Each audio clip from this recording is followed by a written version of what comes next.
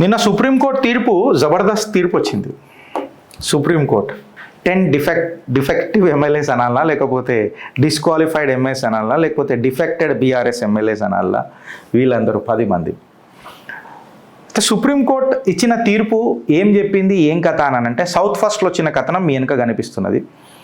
Supreme court ఏం చేసిందంటే తెలంగాణ స్పీకర్కి ఉత్తర్వులు జారీ చేసింది. ఏంటనంటే వాళ్ళని డిస్క్వాలిఫై అయినా చేయి, లేకపోతే ఏదైనా యాక్షన్ తీసుకో, బట్ 3 నెలల ప్రక్రియ ఖతం చేయి.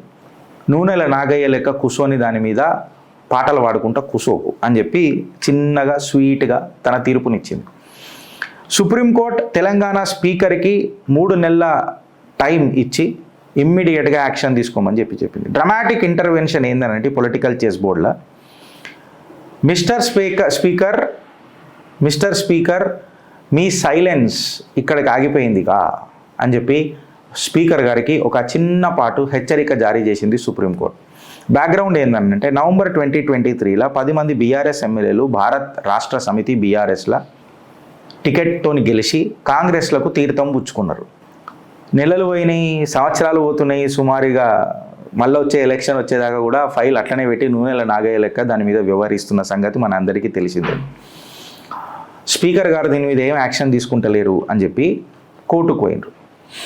ఇది ఎట్లయిపోయిందని అంటే ఆపరేషన్ సక్సెస్ఫుల్ అయింది, కానీ పేషెంట్ చచ్చిపోయిండు. గట్లనే ఉన్నది ఈ పంచాయతీ.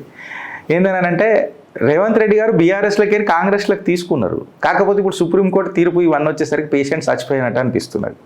ఆపరేషన్ సక్సెస్ అయింది, ఎందుకంటే పేషెంట్ చచ్చిపోయింది. చెప్పేటట్లేదు కదా, రోగం చచ్చిపోయిందో మంచుకుందని. ఇప్పుడు టెస్ట్లు ఏం జరిగాయి కదా. ఇక పోచారం శ్రీనివాస్ రెడ్డి, కాళయ్య ఐదయ్య, కడియం శ్రీహరి, దానం నాగేందర్, వెంకట్రావు వీళ్ళందరూ డిఫెక్టింగ్ ఎమ్మెల్యేస్ కింద ఉన్నారు.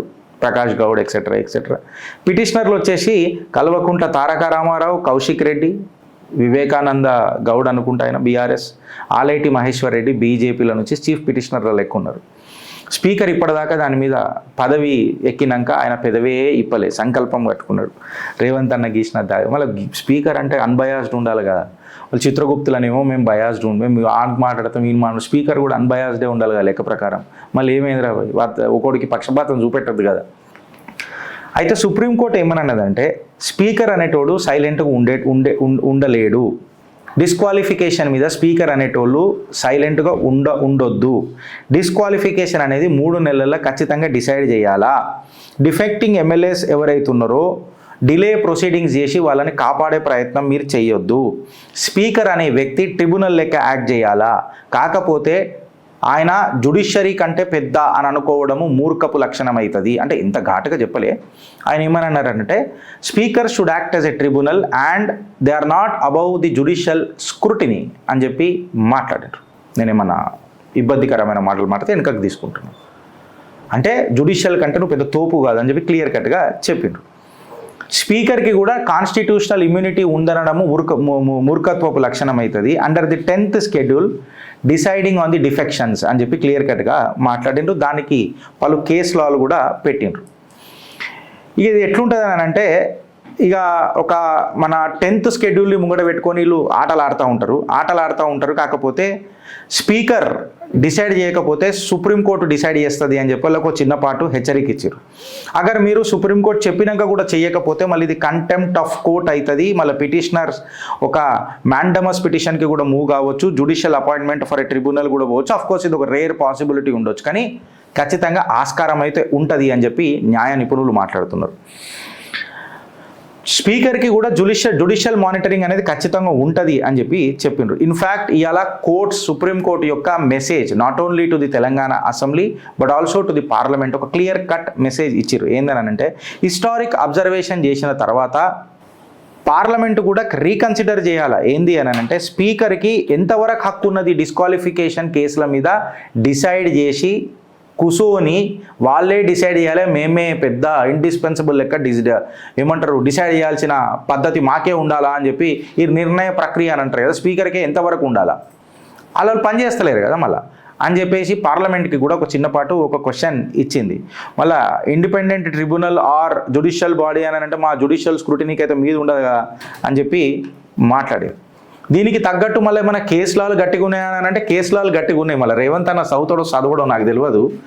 మళ్ళా ఇది ఏమైందో కూడా నాకు తెలియదు. ఇది ఏంటంటే Kihoto Holon and జషూలిహి and ORS అని అంట 1992లో సైటేషన్ సుప్రీంకోర్టు సైటేషన్లో ఇగో నేను కేసు నంబర్ కూడా పెట్టిన సైటేషన్ కింద. అందులో ఏమని రాసిరానంటే decisions of the speaker can be judicially reviewed under the articles 136, 226 and 227 but only on limited grounds.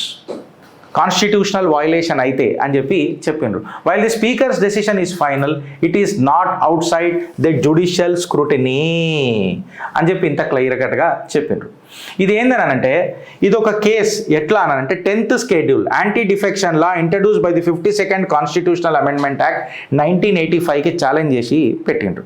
Second citation కూడా ఏమున్నది అనంటే Rajender Singh Rana versus Swami Prasad Maurya 2007 supreme court citation. ఇక్కడ కూడా రూల్స్ ఆఫ్ న్యాచురల్ జస్టిస్ మీద మాట్లాడతారు. ఎక్కడ disqualification under para 2 of the 10th schedule మీద ఈ కేసులో ఉన్నది.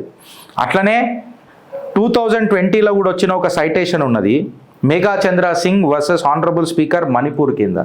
ఇక్కడ కూడా supreme court laid down a specific time line for deciding the disqualification petitions. Delay defeats the purpose brother అని చెప్పి మాట్లాడుతుంది సుప్రీంకోర్టు. ఇలా ఏమని మాట్లాడుతుంది? డిలే డిఫీట్స్ ద పర్పస్ అని చెప్పి చెప్తున్నది. మళ్ళా దీని మీద ఏమవుతుందో ఒకసారి చూడాలి. అయితే 10th షెడ్యూల్లో మనం ఏదైనా మాట్లాడాలంటే what he can do now అని చెప్పి మనం క్వశ్చన్ చేస్తే ఇనిషియేట్ హియరింగ్స్ ఇమీడియట్లీ.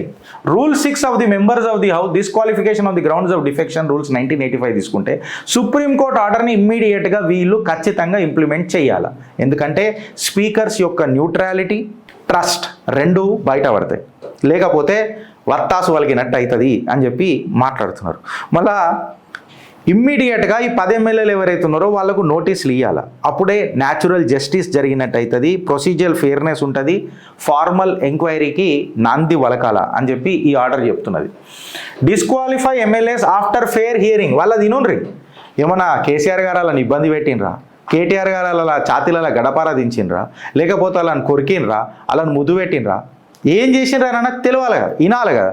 సో అలా అంత విన్నాక పారా 2 ఆఫ్ ది 10th షెడ్యూల్ని ముంగడ పెట్టుకొని మళ్ళీ డిఫెక్టర్ ఎవరు, డిఫ్లెక్షన్లు ఎవరు, ఎవరికి బై ఎలక్షన్ పెట్టాలా, ఎవరిని సంఖ కింద పెట్టుకోవాలా, వాసనని సువాసన చేయాలా, సువాసనని వాసన చేయాలా అని అనేది ఇమ్మీడియట్గా చేయాలా according to the para 2 of the 10th schedule అని చెప్పి సుప్రీంకోర్టు చెప్తున్నది. గిరీష్ గారు చెప్తలేను అంటే అలా వీళ్ళు ఇచ్చిన ఉత్తర్వులు గట్లనే ఉన్నాయి. మళ్ళీ 3 నెలలు చేయాలన్నట్టు ఇవన్నీ చేయాలి కదా.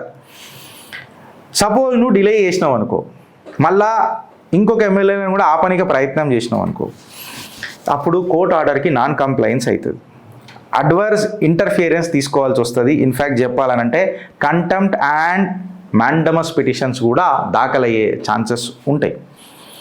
Immunity or challenge the supreme court order అని అంటే ఇది ఆల్రెడీ సుప్రీంకోర్టు డిస్మిస్ చేసి పడేసింది, అవునా కదా.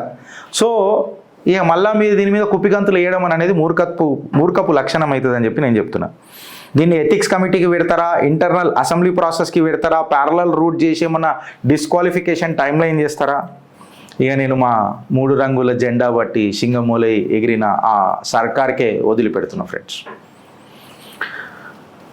ఏం చేస్తారో చూద్దాం. మళ్ళీ స్పీకర్ గారు సుప్రీంకోర్టు ఇచ్చిన ఉత్తర్వులను ఉల్లంఘన చేసి రాజ్యాంగాన్ని మార్చే ప్రయత్నం చేసి మళ్ళీ భారతీయ జనతా పార్టీ రాజ్యాంగాన్ని మారుస్తుందని అంటారా, లేక సుప్రీంకోర్టు ఇచ్చిన తీర్పునిచ్చి ఈ 10 మందికి పంగనామాలు పెట్టి పరి అని చెప్పి ఎలగొడతారా, వీళ్ళను బలిబక్రాలని చేస్తారా అనేది ఒకసారి మీరు ఆలోచించండి ఫ్రెండ్స్. ఆలోచిస్తారా లేక అనుభవిస్తారా? భారత్ మాతాకి జై.